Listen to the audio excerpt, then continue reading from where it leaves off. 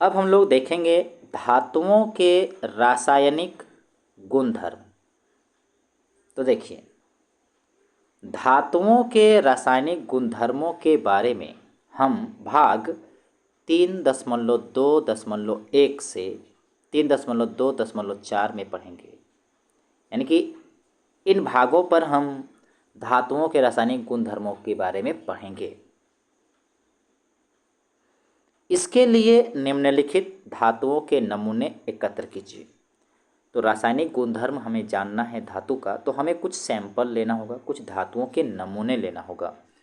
उनमें से जैसे हम लोग एल्युमिनियम ले सकते हैं, copper, iron, lead, magnesium, zinc तथा सोडियम, इन्हीं के नमूने हमें चाहिए।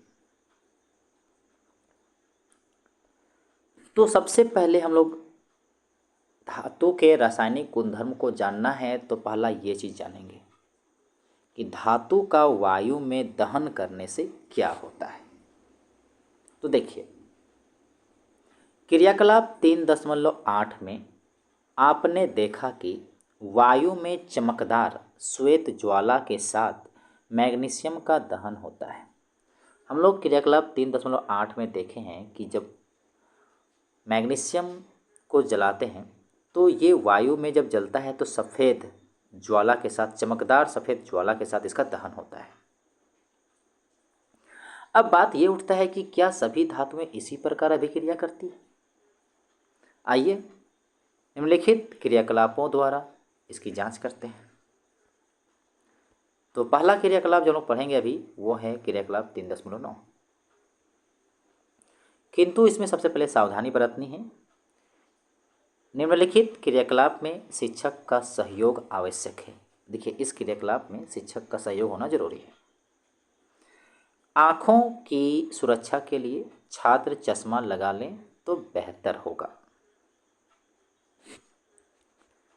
अब देखिए क्रियाकलाप को। एकत्र की गई किसी धातु को चिमटे से पकड़कर ज्वाला पर उसका दहन कीजिए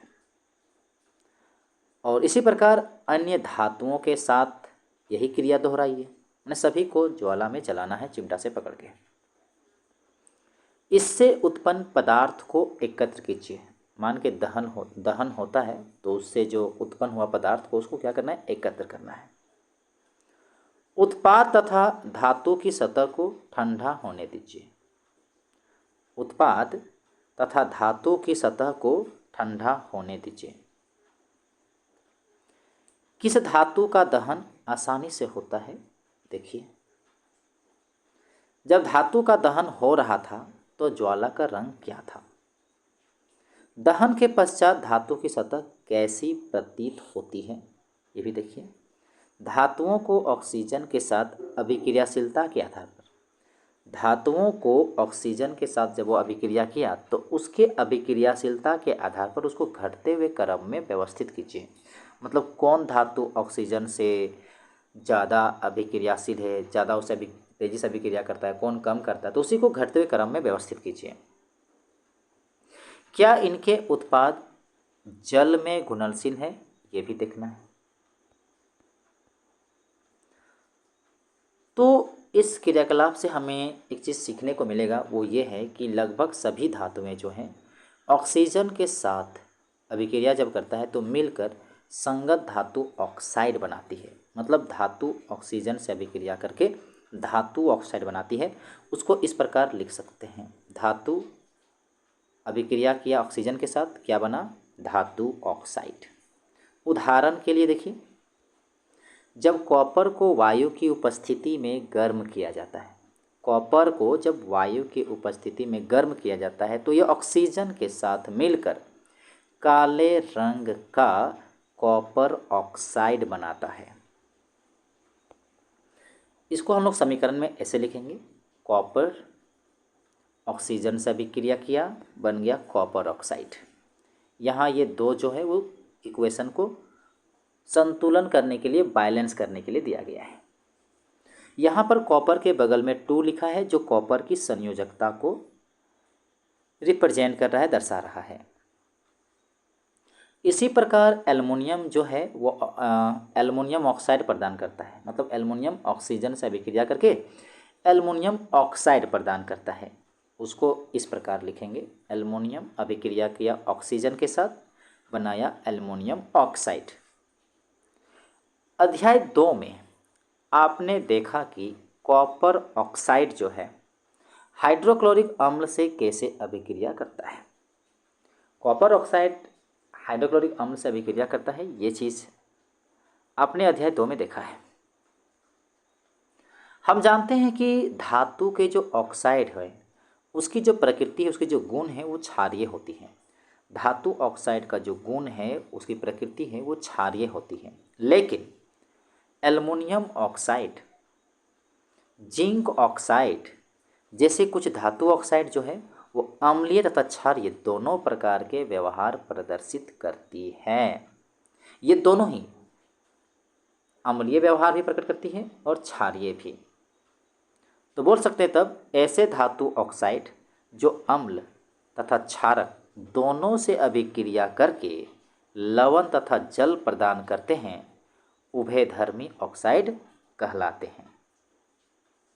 तो इसका मतलब यही हुआ, तब एल्युमिनियम ऑक्साइड और जिंक ऑक्साइड उभयधर्मी ऑक्साइड है, क्योंकि ये अम्ल और क्षारक दोनों से अभिक्रिया करके लवण तथा जल प्रदान करते हैं। अम्ल तथा क्षारक के साथ एल्युमिनियम ऑक्साइड निम्नलिखित प्रकार से अभिक्रिया करता है। आइए लोग समझते हैं कि एल्युमिनियम ऑक्साइड किस प्रकार अम्ल से अभिक्रिया करता है और किस प्रकार क्षारक से अभिक्रिया करता है। तो ये है एल्युमिनियम ऑक्साइड। सबसे पहले ये अम्ल से अभिक्रिया किया, HCl हाइड्रोक्लोरिक अम्ल। तो अभिक्रिया करने के बाद क्या बनाया, एल्युमिनियम क्लोराइड और जल बनाया, यानी ये है लवण और ये है जल। उसी प्रकार जब एल्युमिनियम ऑक्साइड अभिक्रिया करता है सोडियम हाइड्रोक्साइड के साथ, जो कि क्षारक है, तो अभिक्रिया करने के बाद यहाँ पर देखिए सोडियम एल्यूमिनेट बना है, जो कि लवण है और जल बनाया है। तो यहाँ तब सीखने को क्या मिला कि एल्युमिनियम ऑक्साइड अम्ल के साथ अभिक्रिया करें तो लवण और जल बनाता है, एल्युमिनियम ऑक्साइड क्षारक से अभिक्रिया करता है तो लवण और जल बनाता है। अधिकांश धातु ऑक्साइड जल में अघुलनशील है। अधिकांश जो धातु ऑक्साइड है जल में नहीं घुलता है, लेकिन इनमें से कुछ जल में घुलकर क्षार प्रदान करते हैं, जैसे सोडियम ऑक्साइड एवं पोटेशियम ऑक्साइड निम्नलिखित प्रकार से जल में घुलकर क्षार प्रदान करते हैं। तो देखिए सोडियम ऑक्साइड जल से घुला और बन गया सोडियम हाइड्रोक्साइड, जो कि क्षार है। उसी प्रकार पोटेशियम ऑक्साइड जल से घुला और क्या बनाया, सोडियम हाइड्रोक्साइड, जो कि क्षार है। क्रियाकलाप 3.9 में हमने देखा कि ऑक्सीजन के साथ सभी धातुएं एक ही दर से अभिक्रिया नहीं करती। जब 3.9 को ध्यान से समझें तो देखने को मिलता है कि सभी धातु जो हैं ऑक्सीजन से अभिक्रिया जब करता है तो सबकी अभिक्रिया दर एक जैसी नहीं है।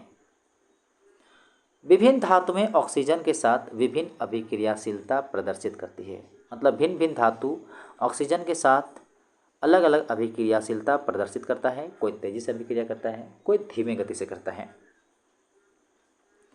पोटेशियम तथा सोडियम जैसी कुछ धातुएं इतनी तेजी से अभिक्रिया करती है कि खुले में रखने पर वो आग पकड़ लेती है। सोडियम और पोटेशियम कुछ ऐसी धातु है जो ऑक्सीजन से इतनी तेजी से अभिक्रिया करता है कि जैसे खुला में रखते हैं वो आग पकड़ लेती है।